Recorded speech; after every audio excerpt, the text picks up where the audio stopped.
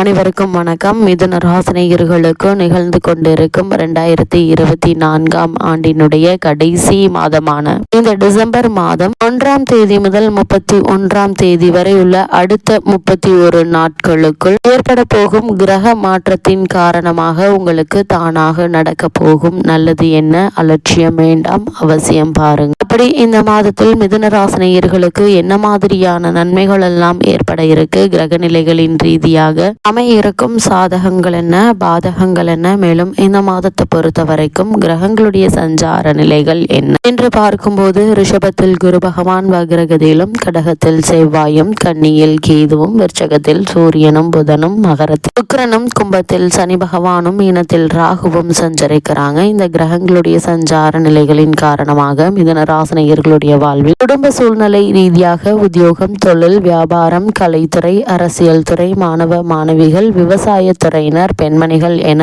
அனைவருக்குமே என்ன மாதிரியான நன்மைகள் எல்லாம் ஏற்பட இருக்கு என்பது குறித்தான முழுமையான பதிவு தான் இந்த வீடியோல நம்ம விரிவா பார்க்க போகிறோம். அந்த வகையில மிதுன ராசினியர்களுக்கு இந்த டிசம்பர் மாதம் 1ஆம் தேதி முதல் 31ஆம் தேதி வரை உள்ள அடுத்த 31 நாட்கள் என்ன மாதிரியான நன்மைகள் எல்லாம் ஏற்பட இருக்கு என்று பார்க்கும்போது இந்த மாதத்தை பொறுத்த வரைக்கும் குரு வக்ரம் பெறுவதன் மூலமாக சில நன்மைகள் உங்களுடைய வாழ்வில் ஏற்படக்கூடிய ஒரு தருணமா அமைஞ்சிருக்குதுங்க. இது மட்டும் இல்லாம சுபகாரிய தடைகள் விலக இருக்குது, புதிய வேலை வாய்ப்பு எதிர்பாராமல் கிடைக்க இருக்குதுங்க. செவ்வாய் நீச்சம் பெற்று இருந்தாலும் அவர் உங்களுடைய ராசிக்கு 6ஆம் இடத்து அதிபதி என்பதால் வெளிநாட்டு வேலை வாய்ப்புகள் கிடைக்கும் வாய்ப்புகள் அதிகம் உண்டுங்க. அதே போல் வக்ரகதியில் இருந்த சனி பகவான் வக்ர நிவர்த்தியாகி பாக்கியஸ்தானத்தில் பலம் பெறுவதால இதுவரை இருந்த சிறிய இடர்பாடுகள் எல்லாம் நீங்கி முழுமையான நற்பலன்களை நீங்கள் பெறக்கூடிய ஒரு மாதமா தான் இந்த டிசம்பர் மாதம் அமைஞ்சிருக்குதுங்க. அதே போல புதன் பலம் பெறுவதால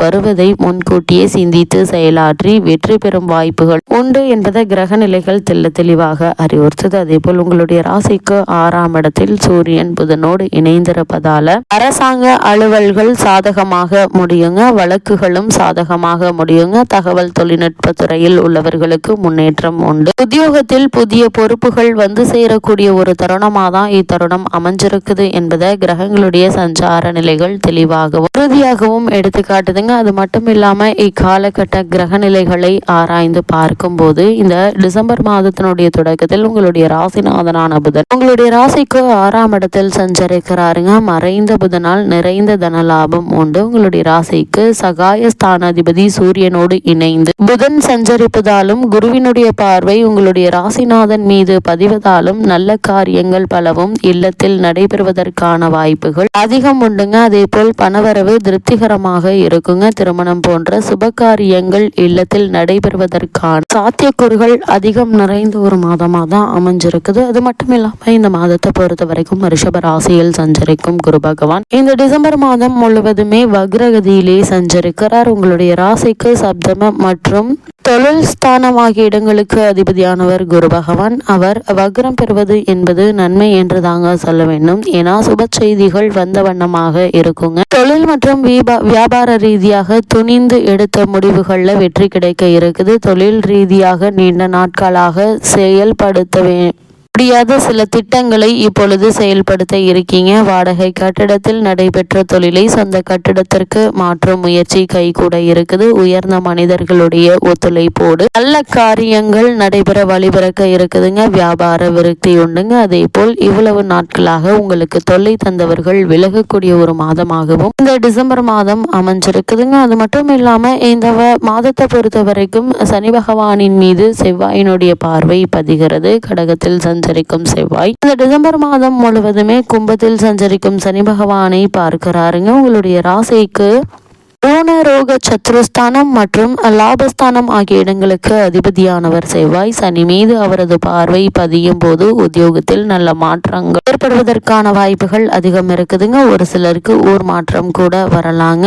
ஊதிய உயர்வும் வரும் மாற்றங்களை உபயோகப்படுத்தி கொள்ளுங்க. வெளிநாட்டு வேலைக்காக முயற்சித்தவர்களுக்கு அது கை கொடுங்க. வியாபாரத்தில் புதிய பங்குதாரர்கள் வந்து இணைய வாய்ப்புகள் உண்டு. மண் பூமி விற்பனையால் உங்களுக்கு லாபம் கிடைக்கும். அதாவது ரியல் எஸ்டேட் துறையில் பணியாற்றி வரும் மிதுன ராசினருக்கு சிறு முயற்சியிலேயே நல்ல ஒரு லாபம் கிடைப்பதற்கான சாத்தியக்கூறுகள் அதிகம் இருக்கு என்பதை கிரக நிலைகள் தெளிவுபடுத்துதுங்க. அது மட்டும் இல்லாம கடக ராசியில் தற்போது செவ்வாய் நீச்சம் பெற்று சஞ்சரிக்கிறார். உங்களுடைய ராசிக்கு பூனரோக சத்ருஸ்தானம் மற்றும் லாபஸ்தானம் ஆகிய இடங்களுக்கு அதிபதியானவர் செவ்வாய். அவர் நீச்சம் பெறும் வேளையில் பணிபுரியும் இடத்தில் சில பிரச்சனைகள் வரலாங்க. நீங்கள் பாடுபட்டதற்கு ஏற்ற பலன் கிடைக்காது. நம்பிக்கையோடு எதிர்பார்த்து காத்திருந்த சில காரியங்கள் நடைபெறுவதில் தடைகள் ஏற்படலாங்க. அது மட்டும் இல்லாம பாக பிரிவினைகள் சுமூகமாக முடியுங்க. பல நாட்களாக எதிர்பார்த்து காத்திருந்த சொத்து விற்பனை நடைபெறக்கூடிய ஒரு தருணமாக தான் இந்த மாதம் அமைஞ்சிருக்குதுங்க. அது மட்டும் இல்லாம கடகராசியில் நீச்சம் பெற்ற செவ்வாய் அது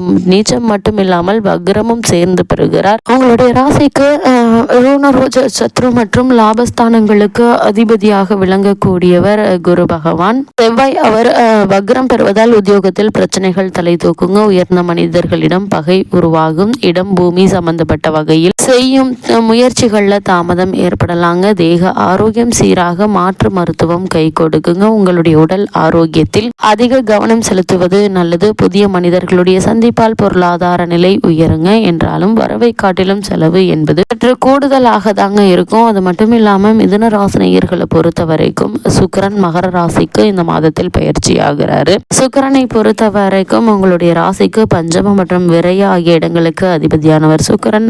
விரயஸ்தானத்திற்கு அதிபதி 8ல் சஞ்சரிப்பது என்பது யோகம் என்று தாங்க சொல்ல வேண்டும். திட்டமிடாது செய்யும் காரியங்கள்ல கூட வெற்றி கிடைக்குங்க. திறமைக்குரிய அங்கீகாரம் கிடைக்குங்க. அதே போல் கொடுக்கல் வாங்கல் சுமூகமாக இருக்குங்க. வாரிசுகளாக இருக்கும் குழந்தைகளை உங்களுடைய மேற்பார்வையில் வைத்துக் கொள்ளுங்க. பாக பிரிவினை செய்யப்பட்ட சொத்துக்களில் பிரச்சனைகள் தலை தூக்குவதற்கான வாய்ப்புகள் அதிகம் இருக்கு என்பதை கிரக நிலைகள் மீண்டும் மீண்டும் அறிவுறுத்துது. அது மட்டும் இல்லாம இந்த மாதத்தை பொறுத்த வரைக்கும் மிதுன ராசியை சேர்ந்தவர்கள் பொது வாழ்வில் உள்ளவர்களுக்கு நல்ல திருப்பங்கள் ஏற்படுங்க. வியாபாரம் மற்றும் தொழில் செய்பவர்களுக்கு இந்த மாதத்தின் பிற்பகுதியில் நன்மைகள் ஏற்படும். உத்தியோகத்தில் உள்ளவர்களுக்கு தடைபெற்ற பதவி உயர்வு தானாக வந்து சேருங்க. அதே போல மாதத்தின் மைய பகுதியில் கலைஞர்களுடைய எதிர்பார்ப்புகள் நிறைவேறுங்க. மாணவ மாணவிகளுக்கு ஆசிரியர்களுடைய ஆதரவு உண்டு. பெண்மணிகளுக்கு வருமானம் திருப்திகரமாக இருந்தாலும் விரயங்கள் அதிகரிக்குங்க. இந்த காலகட்டத்தில் சுப செலவை மேற்கொள்வது மிக மிக நல்லது என்பதை கிரக நிலைகள் மீண்டும் மீண்டும் அறிவுறுத்துதுங்க. மிதுன ராசினியர்களை பொறுத்த வரைக்கும் இந்த மாதத்துல மேலும் என்ன மாதிரியான விஷயங்களை நீங்கள் கவனமாக இருக்க வேண்டும் என்று பார்க்கும்போது 4ஆம் இடத்தில் கேது இருப்பதால் வண்டி வாகனங்கள்ல கவனம் தேவைங்க. 2ஆம் இடத்தில் செவ்வாய் நீச்சம் அடைந்திருக்கிறார். குடும்ப உறவுகள்ல கவனம் தேவைங்க. கோப பேச்சுக்களில் சிக்கல்கள் வரவழைக்குங்க. மற்றவர்கள் விஷயத்தில் தலையிட வேண்டாம். உறவினர்களிடம் சின்ன சின்ன கசப்பு அனுபவங்கள் நேரலாங்க. கவனமாக இருப்பது மிக மிக நல்லது என்பதை கிரக நிலைகள் மீண்டும் மீண்டும் உங்களுக்கு அறிவுறுத்துது. மிதுன ராசினியர்களுக்கு கிரக நிலைகளின் ரீதியாக கூறப்படும் பரிகாரம் என்ன என்று பார்க்கும்போது வெள்ளிக்கிழமை தவறாமல் அருகாமையில் உள்ள அம்மன் கோவிலுக்கு சென்று வணங்கி வாருங்க. எண்ணற்ற நன்மைகள் உங்களுடைய வாழ்வில் ஏற்படும்.